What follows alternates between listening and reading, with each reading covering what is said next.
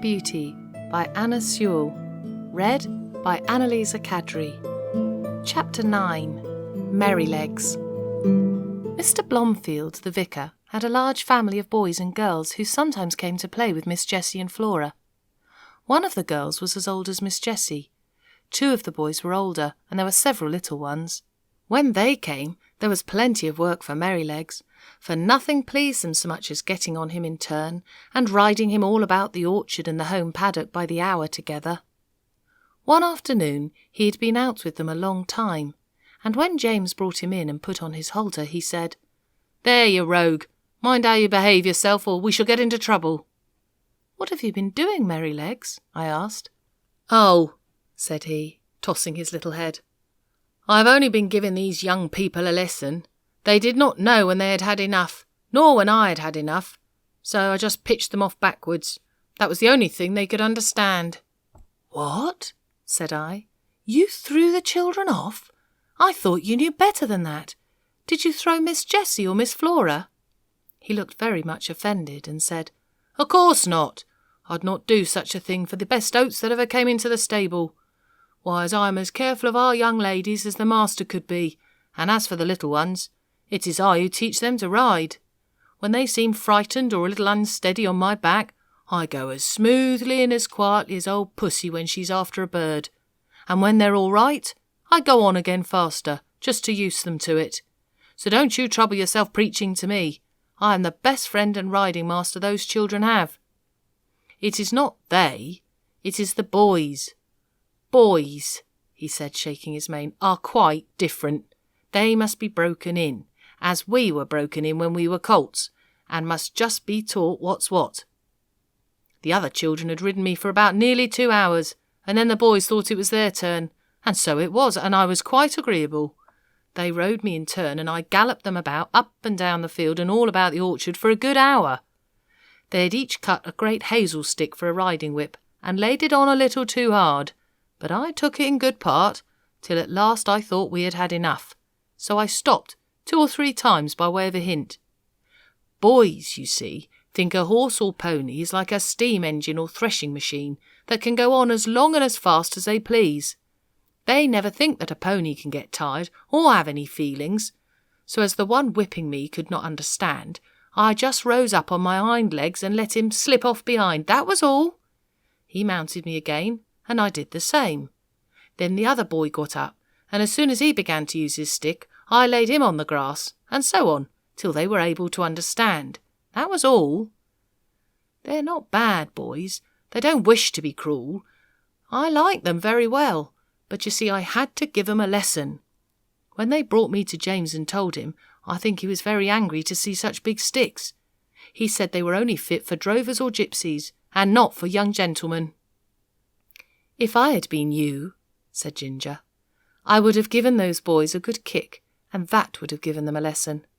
"No doubt you would," said Merrylegs, "but then I'm not quite such a fool, begging your pardon, as to anger our master or make James ashamed of me. Besides, those children are under my charge when they're riding. I tell you they're entrusted to me. Why, only the other day I heard our master say to Mrs. Blomfield, 'My dear madam, you need not be anxious about the children. My old Merrylegs will take as much care of them as you or I could. I assure you I would not sell that pony for any money, he is so perfectly good-tempered and trustworthy.' Do you think I'm such an ungrateful brute as to forget all the kind treatment I've had here for 5 years, and all the trust they place in me, and turn vicious because of a couple of ignorant boys using me badly? No, no, you never had a good place where they were kind to you, so you don't know. I'm sorry for you, but I can tell you good places make good horses. I wouldn't vex our people for anything. I love them, I do," said Merrylegs, and he gave a low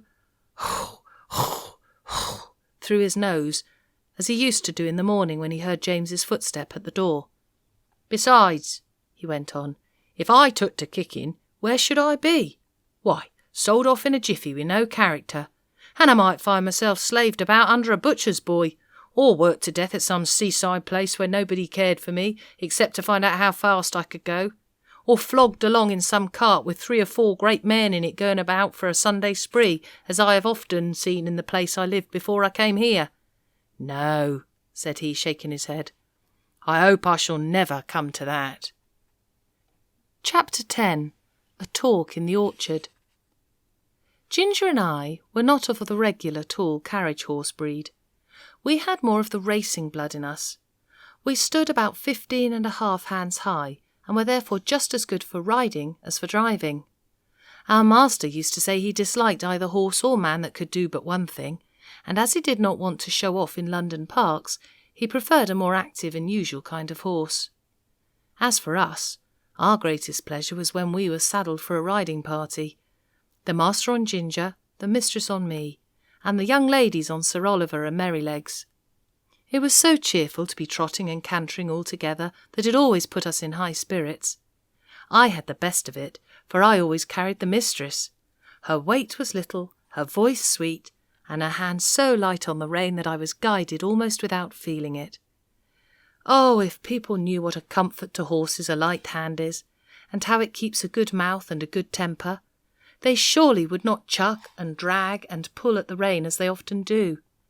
Our mouths are so tender that where they have not been spoiled or hardened with bad or ignorant treatment, they feel the slightest movement of the driver's hand, and we know in an instant what is required of us. My mouth had never been spoiled, and I believe that was why the mistress preferred me to Ginger, although her paces were certainly quite as good. She used often to envy me, and said it was all the fault of breaking in and the gag bit in London that her mouth was not so perfect as mine. And then old Sir Oliver would say, "There, there, don't vex yourself. You have the greatest honour. A mare that can carry a tall man of our master's weight, with all your spring and sprightly action, does not need to hold her head down because she does not carry the lady. We horses must take things as they come, and always be contented and willing, so long as we are kindly used." I had often wondered how it was that Sir Oliver had such a very short tail. It really was only 6 or 7 inches long, with a tassel of hair hanging from it, and on one of our holidays in the orchard, I ventured to ask him by what accident he had lost his tail. "Accident?" he snorted with a fierce look. "It was no accident. It was a cruel, shameful, cold-blooded act. When I was young, I was taken to a place where these cruel things were done. I was tied up and made fast so that I could not stir, and then they came and cut my long, beautiful tail through the flesh and through the bone and took it away." "How dreadful!" I exclaimed. "Dreadful? Ah, it was dreadful. But it was not only the pain, though that was terrible and lasted a long time. It was not only the indignity of having my best ornament taken from me, though that was bad, but it was this. How could I ever again brush the flies off my sides and off my hind legs? You who have tails just whisk the flies off without thinking about it. And you can't tell what a torment it is to have them settle upon you and sting, and yet have nothing in the world with which to lash them off. I tell you, it is a lifelong wrong and a lifelong loss. But, thank heaven, men don't do it now."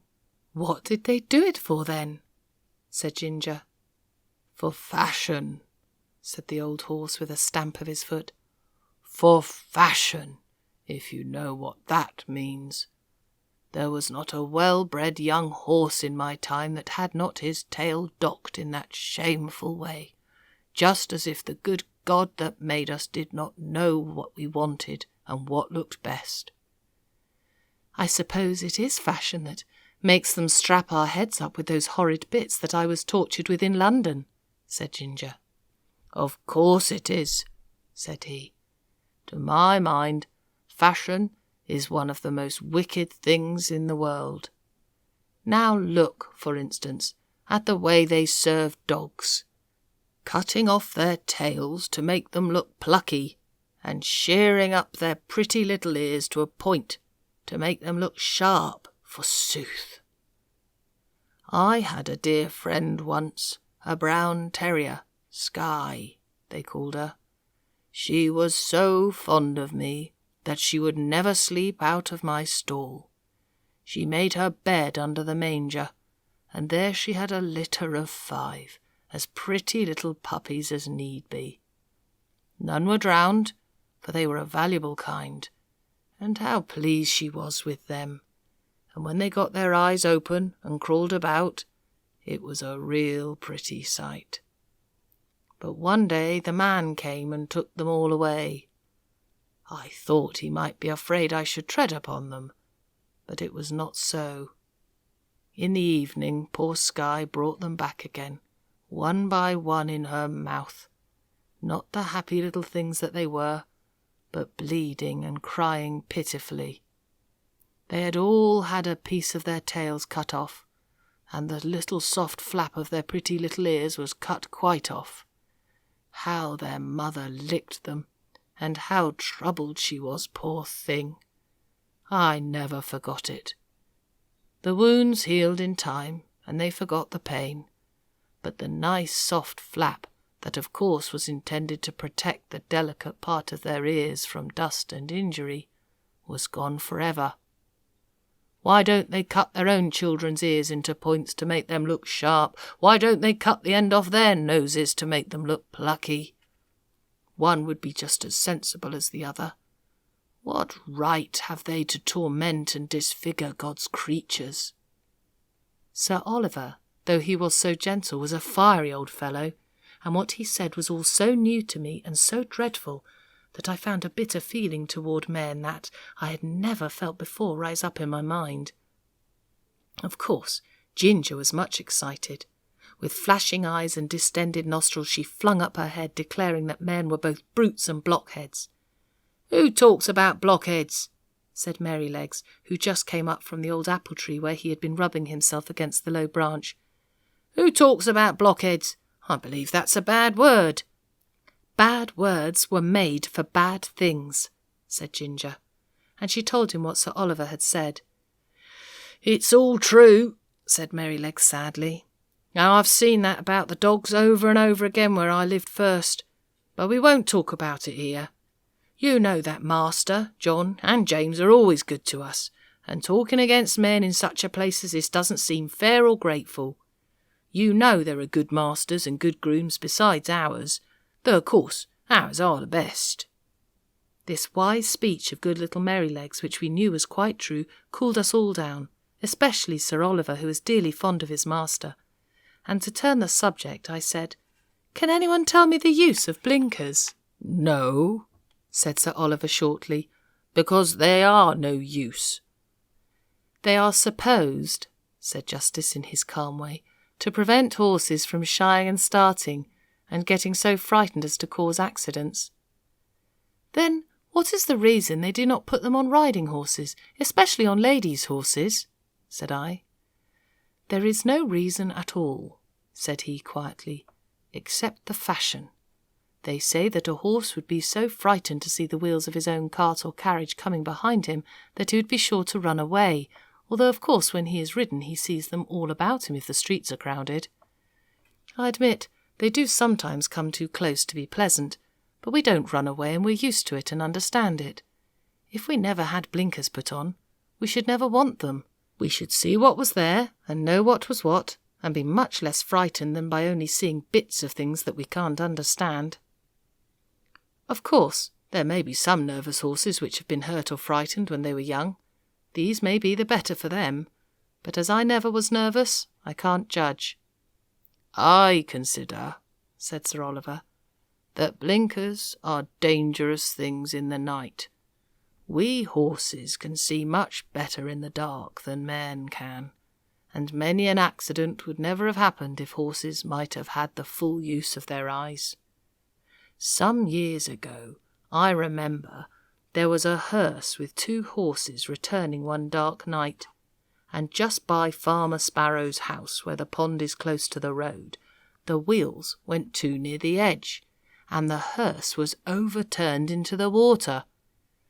Both the horses were drowned, and the driver hardly escaped. Of course, After this accident, a stout white rail was put up that might easily be seen. But if those horses had not been partly blinded, they would of themselves have kept further from the edge, and no accident would have happened. When our master's carriage was overturned before you came here, it was said that if the lamp on the left side had not gone out, John would have seen the great hole in that the road makers had left, and so he might. But if, Colin had not had blinkers on, he would have seen it, lamp or no lamp, for he was far too knowing an old horse to run into danger. As it was, he was very much hurt. The carriage was broken, and how John escaped nobody knew. I should say, said Ginger, curling her nostril, that these men who are so wise had better give orders that in future all foals should be born with their eyes set just in the middle of their foreheads instead of on the side. Men always think they can improve upon nature and mend what God has made. Things were getting rather sore again when Merrylegs held up his knowing little face and said, "I'll tell you a secret. I believe John does not approve of blinkers. I heard him talking to Master about it one day. The Master said that if horses had been used to them, it might be dangerous in some cases to leave them off. And John said he thought it would be a good thing if all colts were broken in without blinkers, as was done in some foreign countries. So let us cheer up and have a run to the other side of the orchard. I believe the wind has blown down some apples, and we may just as well eat 'em as for the slugs to have 'em."